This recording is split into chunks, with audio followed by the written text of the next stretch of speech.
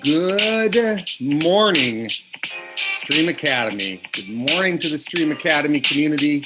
Good morning, staff. Good morning, parents and families joining us live, watching us on YouTube, or watching us later, which people do.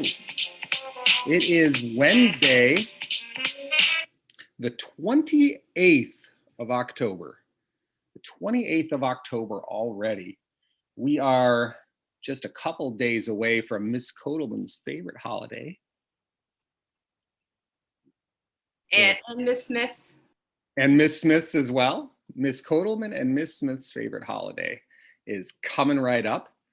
And that is Halloween, an opportunity to dress up in costume and have a lot of fun. Miss Kotelman loves costumes. Miss Smith loves costumes.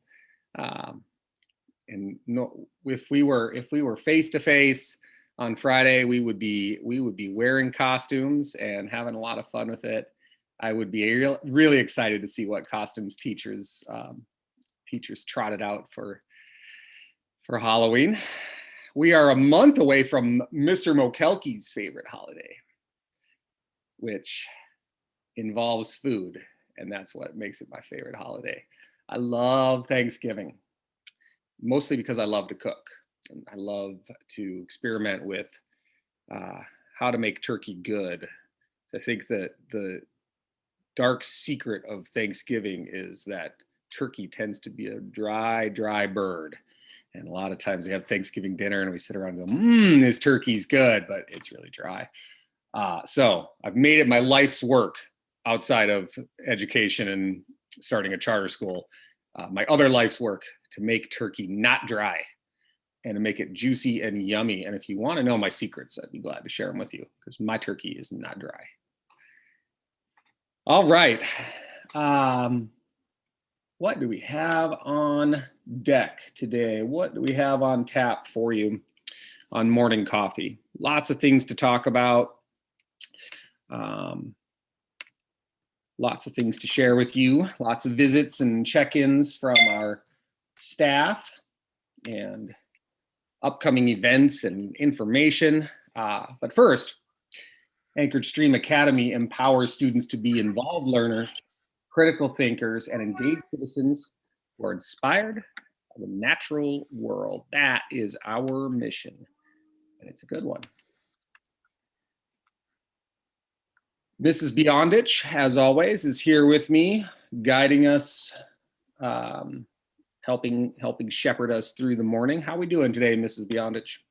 We are doing great. I'm looking forward to, we're actually having a costume contest in the 8th grade on Friday during their quarter assembly. So I'm looking forward to that. That sounds awesome. That sounds great. What's on the agenda today? Updates, important items, and information for you. We'll share all of those good things. We have Amazon Smile now. Our nonprofit has Amazon Smile, and if you don't know what Amazon Smile is, I believe it's on the next slide. I can skip to that and skip back.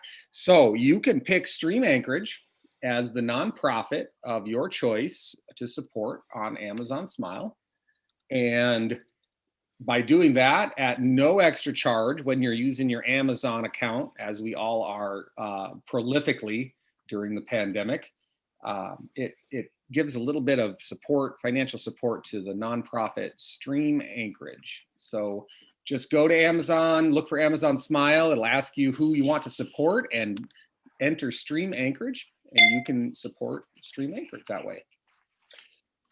What else we have on the agenda today, Mrs. Beyondich? We've got upcoming events and upcoming coffee dates. I'm working on some guest interviews and some interesting topics for coffee for November and December. I'm excited about. We have our cohort rotation starting over. So what we did last quarter, we're going to do again, is we ask each cohort teaching pair. So for our schedule for virtual learning and for cohorts this year, we paired teachers together, math, science, or language arts, social studies. Hi, buddy. And so we have Put your collar on. coming on morning coffee to just share what's happening in their classes. So this week it's Mr. Holsopple and Mr. Bierer. So if you've got 7th graders in math science, or you're just curious to hear what's going on there, they'll be on today. We're going to talk a little bit about the planning that we're deeply immersed in for when we do return to school eventually. We can check in with Mrs. Smith and talk about Canvas, and that's usually a place where parents have questions and we provide some support. Check in with Miss Bonertz, our counselor, and Miss Gatlin. And of course, always have time, parents who are on, always have time for you if you want to ask us questions. So that's what's on the agenda for today. Upcoming dates to remember. So we're just about into February, or into February. I'm a little ahead of myself. We're just about into November, not quite to February yet. In November, we have 2 days the district set aside to not have school, and the teachers will have professional development on those days. And the first is this year they made Election Day, November 3rd. That is no school on that day. I believe we have professional development that day with staff, but definitely get out and vote. Get out there and vote. Participate in our democracy. We're so lucky in our country to be part of a system that allows us to have a say and have a voice in things. And I voted early, went to the office in downtown Palmer where I live and cast my votes, and encourage everybody to get out to vote, regardless of your whatever it is that you're voting for or you're supporting. Make sure your voice is heard. November 11th is Veterans Day, and so on November 11th we honor everyone who's served our country, all of our veterans and their incredible service to the United States of America. And so we don't have school on that day to honor them. November 11th, however, we do have our APC meeting, and I've decided we will have morning coffee. It is a work day for me, so why not? And for Mrs. Bionich. Staff have professional development, so we'll work something in there, but we will have coffee. We will have our APC meeting, and we will be introducing our new APC members on November 11th. We have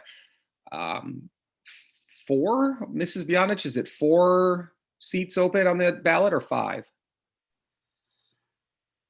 I believe it's 5 seats. One of them has an incumbent running, and then one of them has a person who's been in a previous seat is taking over a different seat, is running for a different seat. So all of our APC members, you should all have received a ballot. Please vote, even though it might seem a little silly to you. And the reason it might seem a little silly is because all of our seats are running unopposed. We only had interest to fill each of the seats that's open. So everyone who's running is running unopposed. So that's okay. Go ahead and cast your votes anyway. And we just felt, we just talked about democracy and voting, in the United States and how important that is. We felt it was really important to maintain the integrity of our APC elections. So rather than say everyone's running unopposed, so it doesn't matter, or we don't really need to do a ballot, especially because we're doing electronic voting. We thought, nope, we need to do a ballot. We need to do it right. We need to follow our bylaws, and we need to put it out to our voters. Our voters are you, our parents and guardians. If you are a parent guardian of STrEAM Academy student or a sitting APC member, you get to vote in our elections every October. So we have some of our APC future members or those on the ballot with us today. We, of course, have our APC chair, Gail Yip, with us. Good morning, Mrs. Yip. We're so happy that you're here. We have Jeff Earl with us today. I don't mean to put you on the spot, Mr. Earl, but Jeff Earl is a parent. He is I hope you don't mind me giving your mini bio on the spot here, Mr. Earl. He is the chief of police for University of Alaska Anchorage. And he is one of the parents who is on the ballot to become a new APC member. So November 11th, we'll welcome Mr. Earl to our board. Do we have anyone else that I'm missing, Mrs. Beyondich? I'm not with us. Ms. Goodman is going to take over as our staff liaison, but she's not on the ballot. She's elected by the staff as opposed to being elected by our electors. We have 253 electors in our school. Everyone should have received a ballot by now. I did send out another blast to everyone's email this morning. If you had not yet voted, voting closes tomorrow at 9 p.m. Please do cast your vote, even though everyone's running unopposed. That's, like we said, it's important to the integrity of our election process at STrEAM that we follow our process. So cast your vote. Is there a spot with the Simply Voting software to have write-ins? Yes. Okay. Yes, they can absolutely write somebody else in for a seat if they want to. You could start a write-in campaign if you really wanted to. Although I will say all of the candidates on the ballot are excellent candidates and we're really excited about them. Yeah, so we have Mr. Earl's sharing in the chat. Let me just share what he just said good morning and thanks for the introduction. Yep, good morning, and we're excited to have you join the board, Mr. Earl. We also have Renee Fredericks on the ballot, and Renee is as a parent of a STrEAM student. She's filling one of our parent seats. Renee's been really involved with STrEAM, and both as a parent and also on the professional side. She runs the Fab Lab, which is a fabulous program, pun intended, I guess, a fabulous program run by Cook Inlet Tribal, which is like a makerspace, sort of a STEM makerspace, giant garage shop type of a program for students, like an after school program. Our staff went and toured the Fab Lab. It is really fabulous. Mr. B, do you remember the tour of the Fab Lab? Yeah, it was really awesome. We also took a group of students over to beta test a video game last year, which was a really neat experience for them as well. Yeah, that's super cool. So Cook Inlet Tribal has a business venture with a company that makes video games, and they work together to make educational video games. And so Renee, our future APC member, Renee Fredericks, called me and said, hey, we actually need to beta test this video game. We need to find the bugs and see if, I need kids to come and see if they can break it. And that was really exciting. That's what Mr. B and the others teachers that were involved passed on to students, hey, you get to try out a brand new video game and see if you can break it. And so we had whole groups of students sitting around at computers at the Fab Lab playing this brand new video game that no one had gotten to play yet. That was really cool. Mr. B, thank you for your time on the APC as the staff liaison. Mr. B is our staff liaison, has been our staff liaison on the board, and he and now that seat is shifting, like Mrs. Beyondich said, it's shifting to Miss Goodman. Who else is on the ballot, Mrs. Beyondich? I think we'll ask them to come on and introduce themselves when they're officially elected. So maybe the next meeting. We have Jen Mickelson on the ballot as in a community seat, and she is an incumbent, right? So she's currently a board member, and so she's re-upping her seat, and she's made a great contribution to the board. And then we have, who's the other one? Heather Swanson? Heather Swanson is moving from a parent seat because her student has moved on to 9th grade. And she's running for one of our community seats to stay involved with our school. So that is our APC ballot. Yeah, well, and then the last seat, which is Chandra Burbage. Oh, a new parent to STrEAM.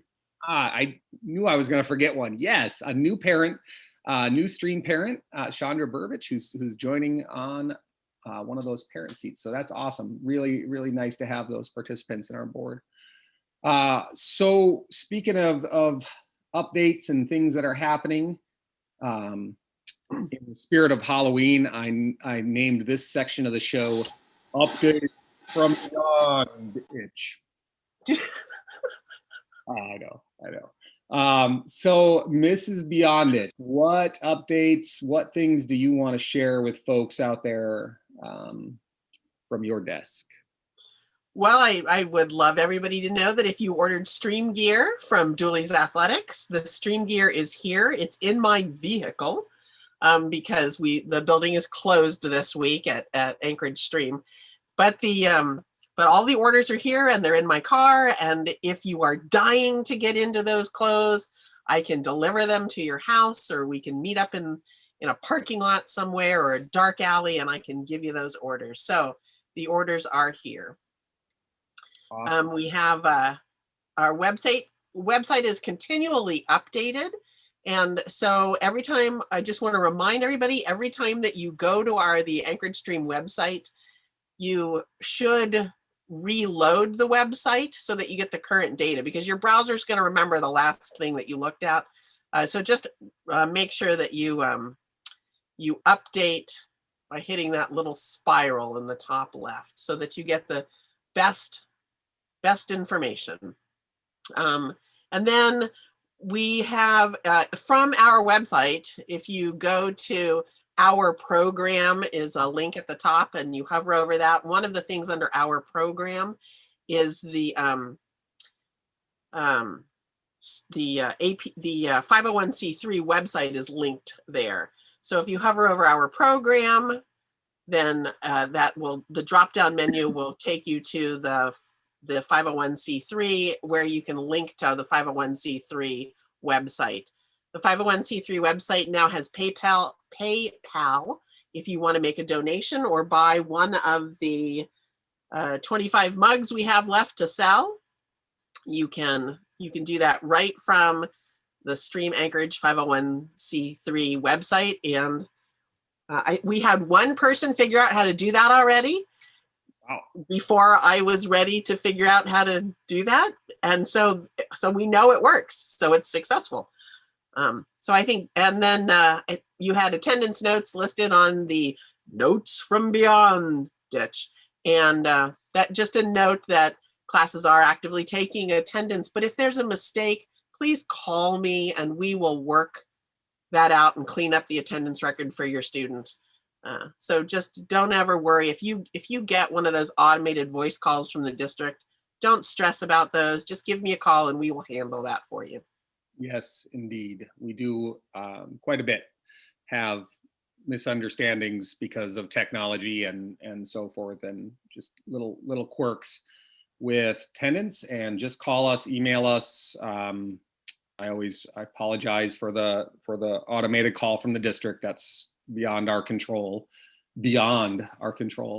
But we will clean that up, and we'll always err on the side of the parent and say, if there was some kind of a misunderstanding or some confusion issue, we can always change attendance. So don't worry about that. Get your mugs, get your STrEAM Academy mugs for sure. I have mine. I have my coffee. All right. So thank you, Mrs. Bionich. The next thing I want to do is turn it over to Mr. B and Mr. H. Two men. If you could make them co-hosts, so they can share their screen. Okay. Two teachers so famous and so magnanimous that they only need a letter. They don't even need their full name. They just need a letter. Mr. H and Mr. B, 7th grade math and science team. Quarter 2 just started. They have a whole crop of new 7th graders moving into math and science, and they're here to tell you all about that. Mr. B, Mr. H, take it away. What's happening in 7th grade math and science? What do you guys have cooking up? Well, thank you. I appreciate that introduction. We are really excited to work together. The way our mission vision class, our science projects class works is that myself and Mr. Holsopple are team teaching. So that's a really exciting to work with someone else that I work really well with. And we developed a really cool project for that. But before I go into that, or Mr. Holsopple rather, what I'd like to do is just kind of show off a couple things in math class that we've been doing. First thing, I always try to promote a little bit our Alex program. So this is a student view of our Alex program. It's a really nice online curriculum that students are able to work on. They can kind of click around here, gives them different things to check out. They can look at Alex Pi details, which gives them little topics, names of topics, and gives them sample questions. So down in the bottom right there. As you can see, you can click on this ready to learn. These would be topics that students are ready to learn, and they're divvied up into sections like whole numbers, fractions, decimals. And students can click on choosing US customary measurements, which Mr. Holsopple is not going to be very happy about that. He's more of a metric person himself. But that being said, as we think of this sample question, what we can do is we can see a sample question. So a piece of paper is about 9 blank wide. Oh, I can answer that, about 9 inches wide. So what the student would be able to do then is kind of highlight this, copy and paste into their search whenever they come up here to that menu in the top left and go to learn. So instead of going to specifically this word problem with addition and subtraction, they could drop down their menu here in this little drop down arrow, go over to the filters, search for that specific topic, and then they can do that situation. So what it does is it goes through on the explanation page. Has a question, sample question. It'll explain what it's talking about. Students should read through the whole page. Students do have a tendency to just click start and just get started and then not know what's going on. But also some of them over here on the right, as you can see, you can click on these videos. And then they have this little video tutorial on some of them, not every single question, but a lot of them. They'll have this Mrs. Workman. They go through the question and just kind of explain things out. So the other thing too is if they're on a specific topic, they can always open a new tab and search for it in something like Khan Academy, where they could get a video for it for the most likely. So that being said, as we look at our goals that we set for our quarter, I'm going to go back to the home here. And as you can see, we have roughly about 400 topics here in Math 7. So students set a couple goals based on how much they want to increase percentage wise. And then to follow our goals that we set, what we did in class is we developed this spreadsheet. So one thing Mr. Holsopple and I both enjoy is a really good, well-designed spreadsheet. So as we look at this spreadsheet here, what we set was just each day you can check in on week 1, week 2, week 3. We're on week 2 right now here on Wednesday. So let's say students did 4 topics. They would just type in 4 there. So what happens here is we put in a function at the end, and then that automatically picks up the number of topics that they're working on. So say mine is 18, as you can see, 3. I definitely didn't do very good.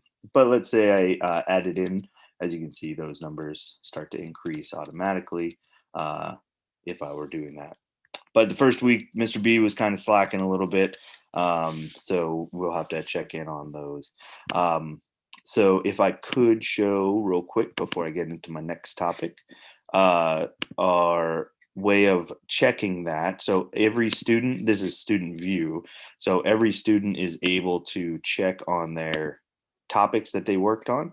So if they go to reports and then go to timeline, as you can see, if you click on here, you can see the days that I logged in and the days that I actually worked on stuff.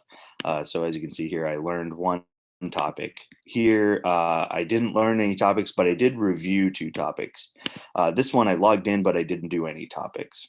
So this would be just kind of an accountability piece for the students as we check in. So we'll click on week. And so far here on Tuesday, I have 1 topic.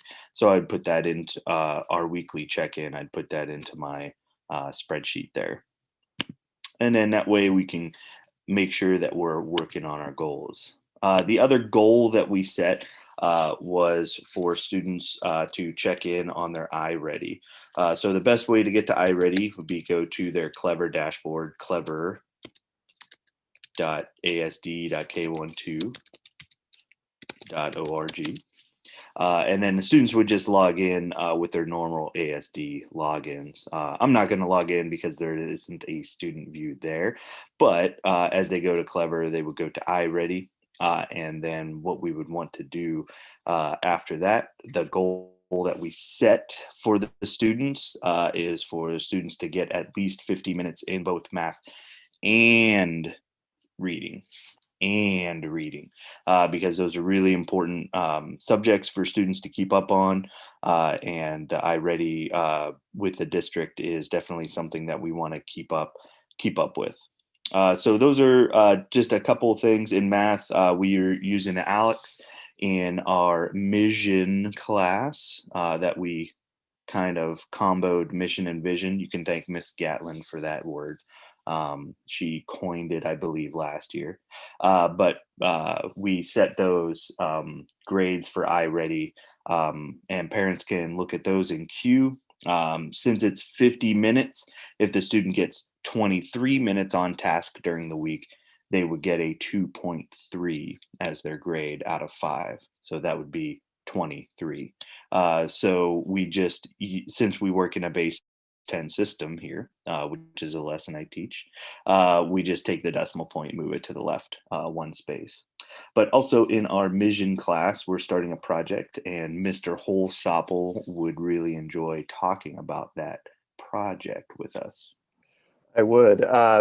1, because it uses the metric system, which is a base 10 system, and 2, because it uses spreadsheets, and spreadsheets are just fabulous. I know Mr. McCulkey has been using that word all morning, but spreadsheets really are fabulous. So our project in our Mission class is to come up with a data-based argument for whether or not it is feasible for students to walk or run or bike or some other mode of human-powered transportation to arrive at Anchorage STrEAM Academy.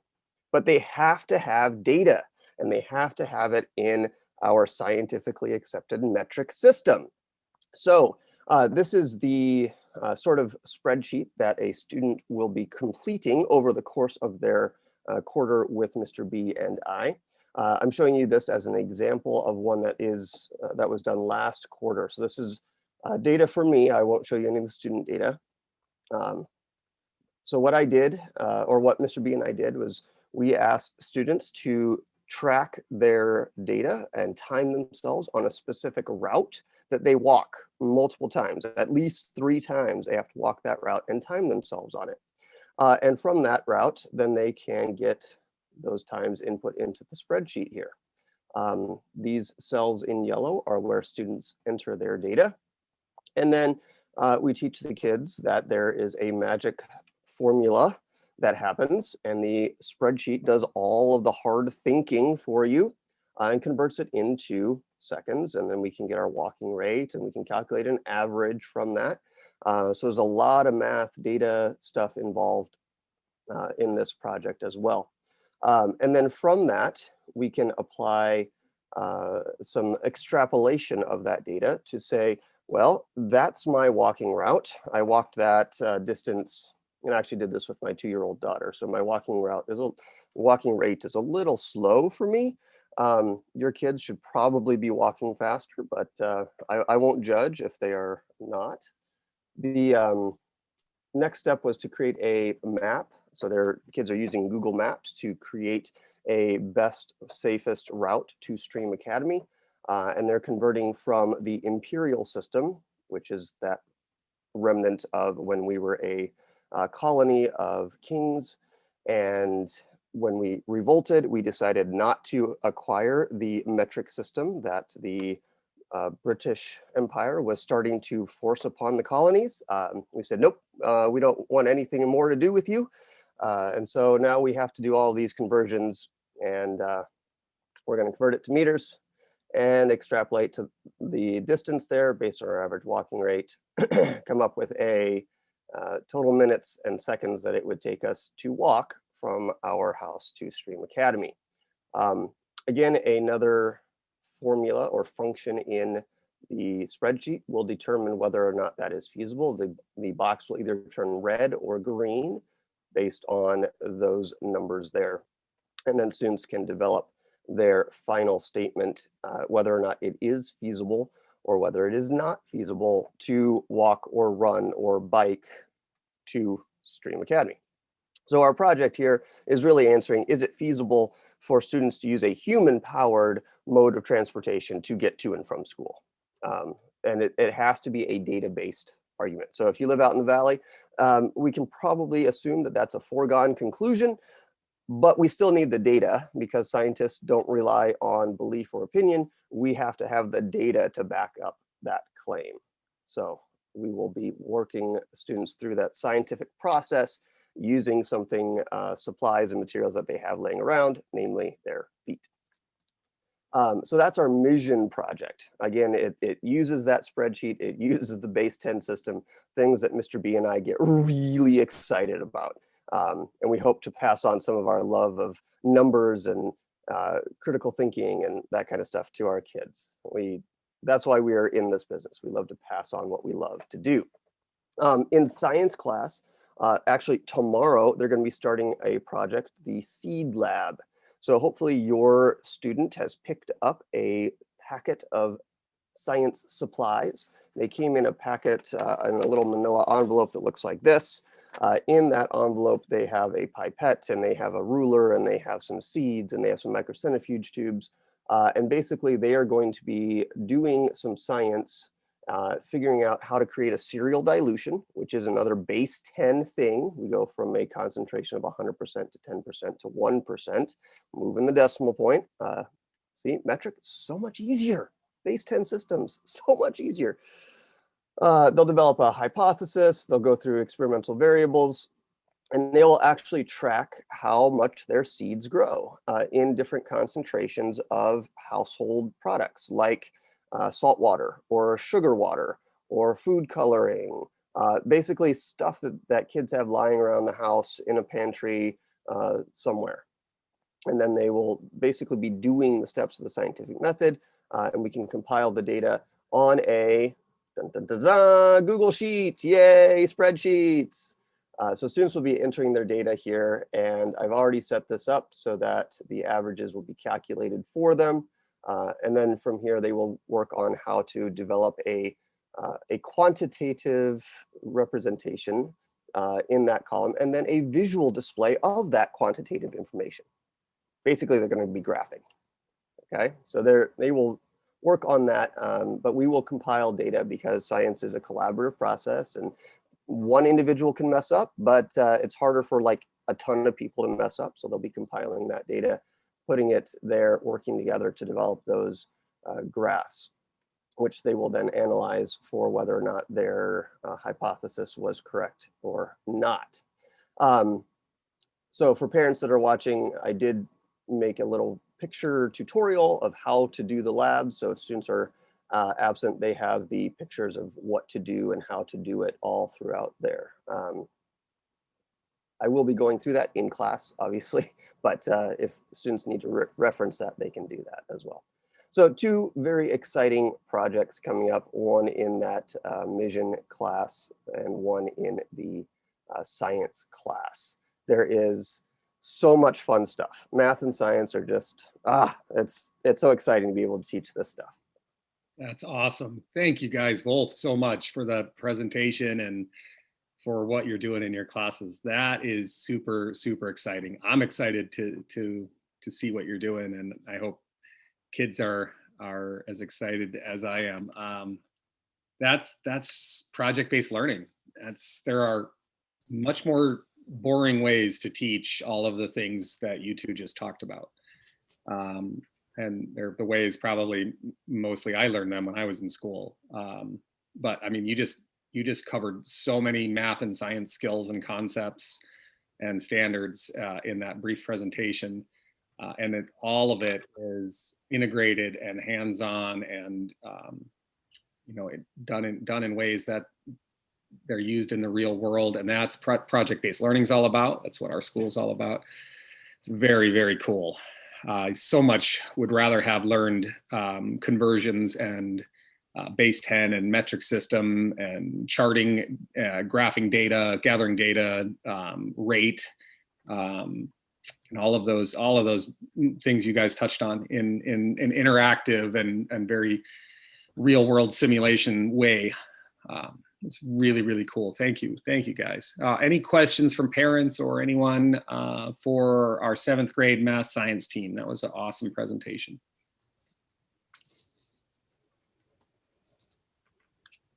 I so loved that little mini history lesson too. I always wondered why we weren't on the metric system. Since we don't teach social studies or history because we're just the math and science, we got to throw in the history whenever we can. Great. That was great. That's project based as well, tying in all different subjects and different aspects. One of the things that we talk about when we talk about project-based learning as a staff is in traditional learning, in traditional education, everything's sort of in a box, right? Math's got its box, science has its box, social studies has its box, and those are very separate boxes and sort of almost literally, right? Like your box is your class, you walk in and it's contained in there, and then you go to the next separate contained class. And I tell our teachers, burn your boxes, burn those boxes. We don't need separate boxes. In real life and the real world, the way things work is they're blended together and they go hand in hand, and science and social studies are always intertwined. And so I'm glad you guys are burning those boxes. Awesome. Anything else, parents? Any other questions for these guys? Very entertaining, very informative. Thank you guys.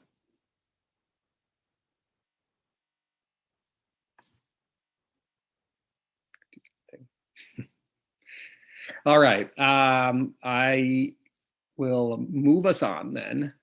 Thank you so much, 7th grade team. You guys are incredible. The next thing I wanted to talk about on our agenda today, I want to make sure we touch base on this every morning coffee. I think I would be remiss not to touch base on sort of the big question looming over us all the time, which is, when are we returning to school? When are we coming back to school face to face? And so I want to give an update, each morning coffee on that if possible. So the tentative, I have the word tentative in there. I don't think ASD is using the word tentative. ASD's date for middle schools and high schools right now to return to face-to-face instruction is January 4th. That's the day we come off of winter break, and we're back starting second semester, starting quarter 3. As you all know, since last March, things change all the time, and they change quickly, and nothing is certain until it's certain. So we'll see how things develop between now and through winter break. Right now, we're in the middle of the biggest spike, the biggest wave of COVID-19 that we've seen in our state and in our country. Alaska has been setting new record highs for COVID cases, like pretty much every day. I follow the daily report from Dr. Zink and from Department of Health and Social Services, and almost every day it's been a new high mark. So we have that to contend with. So the big question for us, when we come back, if we're coming back on January 4th, a big question I have to answer, and only you parents are going to be able to answer this for me, is how many of our students, how many of our families are going to choose to remain virtual if we're back face to face? And so I am going to be asking you that. I'm putting in a plug now. I don't want that data to be old. I want that data to be as recent as possible when I make some decisions. So in December, closer to the end of the quarter, I'll send out a survey, and I'll really pump that survey to try to get a high response rate, asking that question. If we are back face-to-face in the building on January 4th, how many of you are going to stay virtual? And the reason it's really important for me to figure that out is because we of course will accommodate those students who want to remain virtual. And so I need to adjust our schedule, our staffing, our assignments, our classes. Everything will have to be tweaked depending on how many students are going to stay virtual. My guess, my sense, my gut sense is it'll be between 5 and 15 students. I'm guessing as few as 5 students and as many as 15 students. I'd be surprised if it was less. And certainly at least a few families are going to say, we're just not ready, and we want to stay virtual. And I'd be surprised if it was more than 15 or so on the high end. So we'll see if that bears out, and that will inform my decision making for how we support those virtual learners. So we are planning to come back January 4th right now. I want you to know that we are putting a lot of time and a lot of work into being prepared for that, and for that face-to-face return to be as safe as we can possibly make it, to keep our school from being a place where COVID is spread. And so we have a lengthy and extensive health and safety plan that I put together, and then I spent a whole morning on Friday morning going through the entire plan with our staff, giving them time to dig in, to ask questions, to really work on aspects of that plan. And then from that meeting, we put together a health and safety team that's going to meet each week and just take a look at our plan and continue to work on it. So huge part of that plan, of course, is mask wearing. All of the science, all of the research, all of the data out there says that if we all wore masks, we could drastically, greatly reduce the spread of COVID-19. So masks are absolutely mandatory for ASD and at our school. And we have lots of masks to share, cloth masks. We have disposable masks. We encourage all staff and students to bring their own cloth mask. And you can see the ASD symptom-free chart there talking about mask wearing. But if staff or students don't have masks, we'll be providing those. We also have face shields and something called a humanity shield that our staff can choose to use. The face shield is, you've probably seen, just sort of a traditional face cover. The advantage of that for staff is that students can see their mouth. They can see them speaking, and communication's a little bit better that way. And then the humanity shield is like a clear face shield that has it wraps around the neck, and it's sort of enclosed, a little higher level of safety with that one. Things that we're working on in the plan, other things, arrival and dismissal plans. Our arrival plan will look much different in terms of when students can arrive at school and what entrance they'll come in. I actually have 3 separate entrances designated for each of the 3 grade levels, so we're not coming in the same entrance together.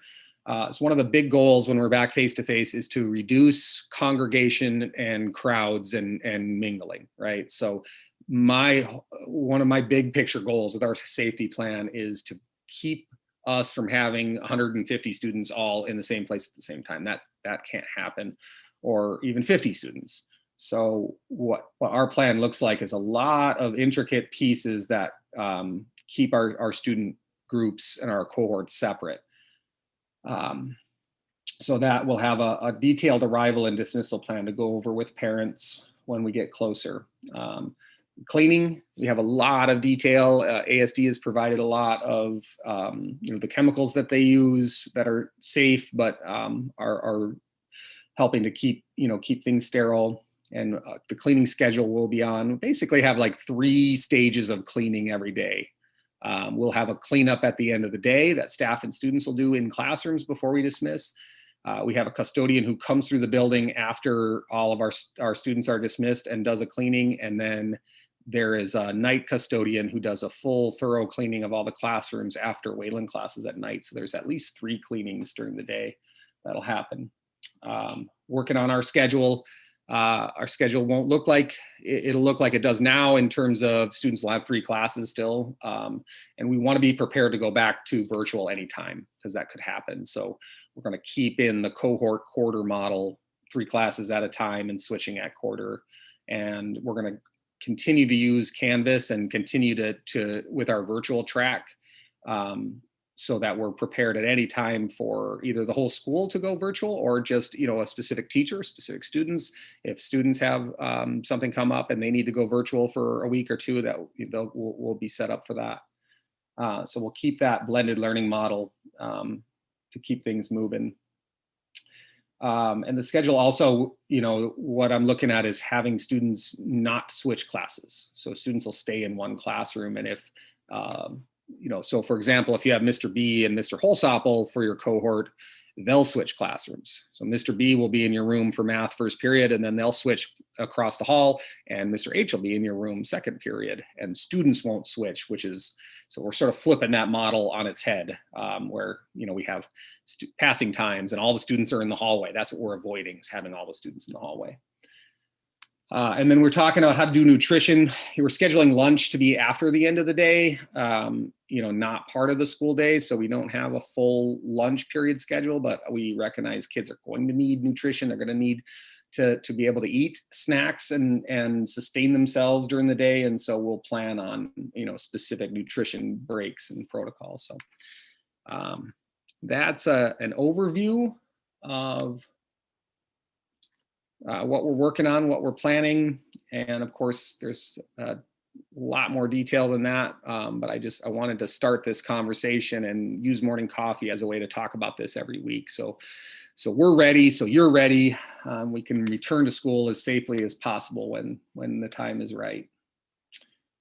Any questions or thoughts or anything out there that folks want to share or ask me?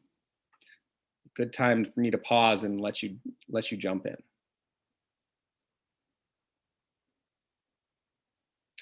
Nikki. Hi, good morning. Good morning. I just would like to thank everybody, Mr. Mokelke, really how mindful you've been and in keeping families' comfort level as we start to talk about unfolding. You know, I just really appreciate that you've continually drawn us back into that whole plan, and it hasn't just been something that we're just going to have to be part of one way or the other, kind of like, you know, in or out kind of thing. And I've also really been thankful for all of the teachers. They have really gone over and beyond. You know, I just really appreciate how hard everybody's working. And I just think that, you know, we just need to take note that everybody's doing the best they can with what's going on. And I think that your teams are just awesome. So we just really appreciate being part of this. Thank you, Nikki. We appreciate that very much. You're right. Our teachers deserve so much credit. They've done such an incredible job in switching to fully virtual learning and providing such a rich, robust learning experience. Just, you know, Mr. B and Mr. H today, what they shared, there's so much happening in virtual learning. It's really, really exciting. And all of our teachers have they really stepped up to that challenge. And we do want you involved. We do want to keep you informed and involved. I don't want anyone in the STrEAM community to feel like they're going to be left out. They're going to be on the outside looking in because of this decisions that are made. And I know more globally, people are feeling that way. And so we're trying to avoid that. I want our families who are not ready to come back to school when we do come back to know that you're still our families, and we're still going to take care of you, and we're going to work to serve your needs and keep you going, keep you engaged. And we've got a pretty good setup in place to do that because we've been able to do virtual learning pretty well. We should be able to continue that.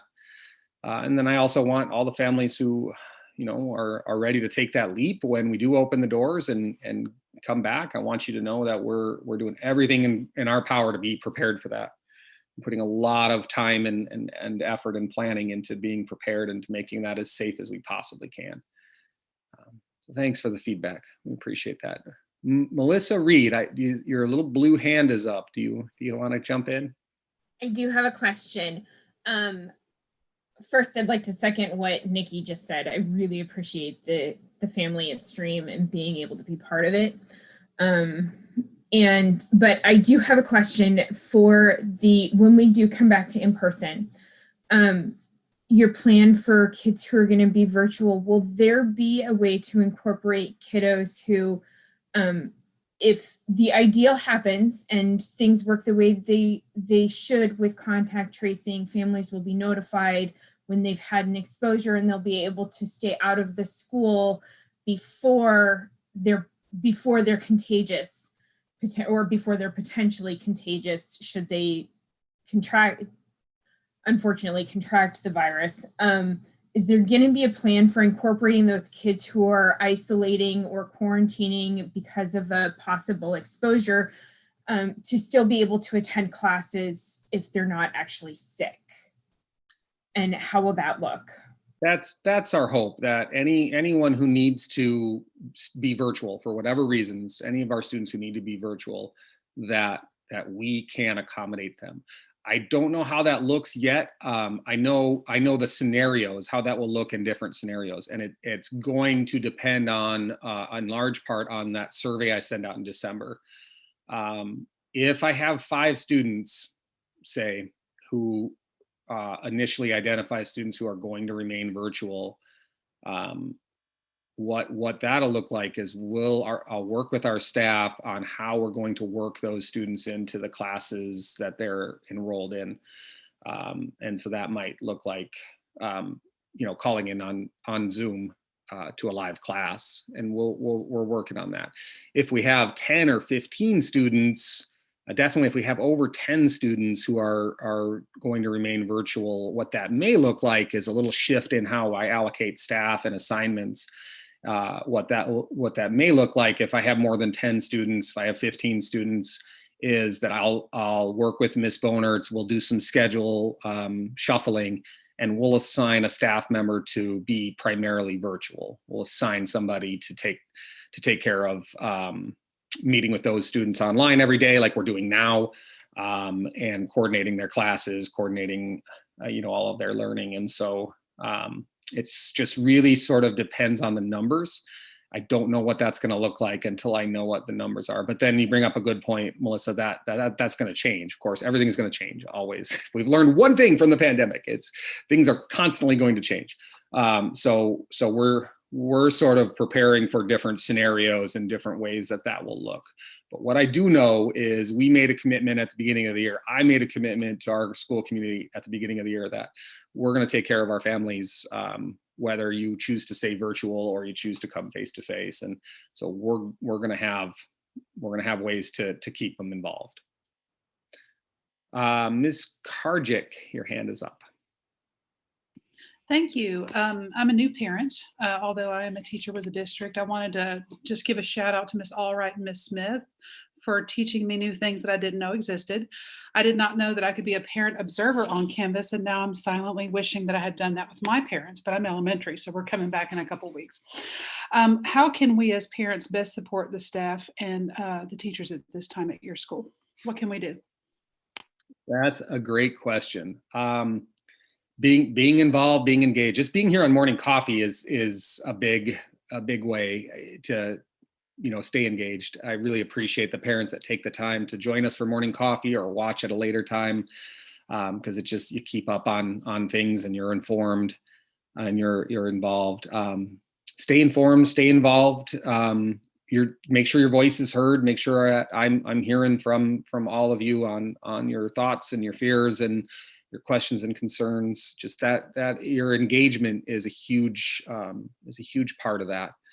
I work really hard to keep my finger on the pulse of our school community, to know how people are feeling and to have those sort of global senses of, I usually have a pretty good sense how many of our parents feel this way, how many of our parents feel this way. And I tend to be pretty accurate with that because of the engagement of our community, because I hear from our parents. So that's a big one. Teachers, do you have anything that you would add? And just for all parents out there, how can parents support you and help you guys out? I put in the chat a link to sign up for Parent Observer, by the way, if anybody's on here and isn't familiar with that. One of the best ways is to become that Parent Observer and, know the terminology that your student might be talking to you about, because, they don't have the front part of their brain developed quite yet. They might not fully click on to what we are guiding them to do. Click here, click that, click here. So if you're a parent observer, it just gives them an extra guidance sometimes for that, like cueing and prompting, which we cannot do adequately in a virtual environment. So I would say the most important thing is finding ways to cue and or prompt your student to follow our lead. And that, that can mean a lot of different things. Just one particular thing is the parent observer. And then I talked to a parent last week who was like, well, I do cue, student connect, parent connect, cue, used to be called Zangle a lot. And we're savvy with looking at that. And my teacher's telling me to look at that. And that's great. You can also just maintain looking at cue, parent connect, student connect, used to be called Zangle, and know what's missing, know what's the student needs to do if you want more of a simplistic view. Or your straightforward view of like what's missing and then what to do, and just cueing your student, hey, I see a lot of things missing, or I see you're turning in things, great, but looks like everything is less than 5, so that, hey, do you need to redo assignments? So for lack of a better term, sort of those soft skills of cueing and prompting that we can't do with a virtual world. I was going to say that too, Ms. Smith. Last week I got a chance to present on workspaces and setting up your environment so kids can be set up for success. Teachers did a lot in in-person learning to set up an environment that was distraction-free and facilitated learning. So anything parents can do to help their kids have a space, a headspace and a physical space to focus and do school when it's school time and recharge and rejuvenate when it's not school time is like the best to me. So I also wanted to jump in, and you saw that amazing project that Mr. B and Mr. H are doing. And those are things that you can do with your students and really show them how much you value it. So you can go on a walk with them. You can, in the evening, show them your spreadsheet that you're working on. We're doing a fire project at 8th grade, and the students have to assess their homes. You can be with them assessing their homes. So being part of that. And because you're a teacher too, but that's a really great way to be involved. Awesome. Thank you, Ms. Goodman. That's a little bit of a preview because Ms. Goodman and Mrs. Smith are the next teacher cohort that are going to present on Morning Coffee on November 4th. We have Mrs. Smith and Ms. Goodman on, and they'll be talking about 8th grade math and science and language arts and social studies, and 8th grade projects, integrated hands-on projects. So thank you for that, Ms. Goodman, and that little preview, and Mrs. Smith, and I appreciate your involvement in Morning Coffee. I look forward to your presentations with us next week. We are rapidly running down on time, and if I wanted to take a quick second to check in with some of our staff. Mrs. Smith, if you had an elevator ride up 2 floors with a parent and you could only share one thing you wanted them to hear about Canvas today, what would it be? Parent observer. Be a parent observer. Thank you. Ms. Bonertz. Ms. Bonertz has an awesome website full of resources. She's available to support students. Ms. Bonertz, if you wanted to share one thing with parents this morning, what would you share? Look on my website. I've just added a couple more things to the family resources page and to the homepage. And your Bitmoji is awesome. Thank you, Ms. Bonertz. Yeah, Ms. Bonertz did a great job with her website. I encourage everyone to go check that out. It's got so many resources for student support at social emotional learning, and you have the ability to make an appointment and Zoom with the counselor and talk and get help, get support. And that's an awesome option. Thank you for your hard work, Ms. Bonertz. Ms. Gatlin. anything you'd like to share? Miss Gatlin is on the agenda for the 25th. Don't miss morning coffee on the 25th. Miss Gatlin and Meredith Gutierrez, who's a former APC board member, she works for the Anchorage Parks Department. They will be presenting on our partnership with the parks and some really cool things. Miss Gatlin, do you want to share anything about that or anything else you want to plug today?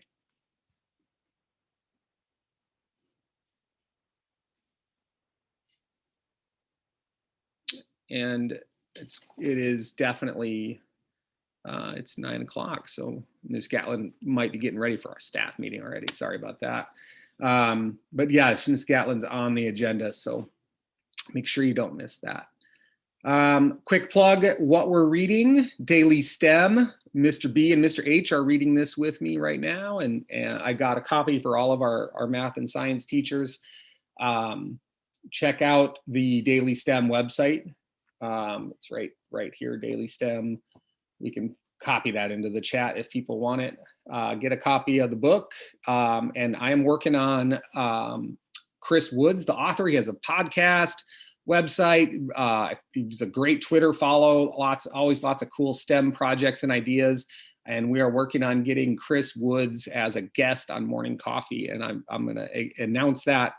Excited to announce that as soon as we get that secured. So to wrap up today, next week we have Mrs. Smith and Miss Goodman on the 11th. There's no school, but we will still do morning coffee. I plan to do morning coffee that day. And then on the 18th, we have Miss Staker and Miss Drager. On the 25th, we have Miss Gatlin and our guest Meredith Gutierrez talking about Anchorage Parks and our partnership. And then in December, we've got the other half of the 7th grade, Mr. Perkins, Mr. Mosen, and then we finish up the rotation with our teachers on the 9th. Miss Kotelman and Miss will be here on the 9th for morning coffee. So with that, we'll start to wrap up morning coffee. Thank you everyone so much for joining us today. We'll do a sort of our hard ending and then our soft ending. And so for those that see that it's 9 o'clock and you need to go, you're dismissed. Thank you so much for joining us here today. We're going to stop the live stream on YouTube, but the soft ending is we always stay on for those that want to chat or ask us more questions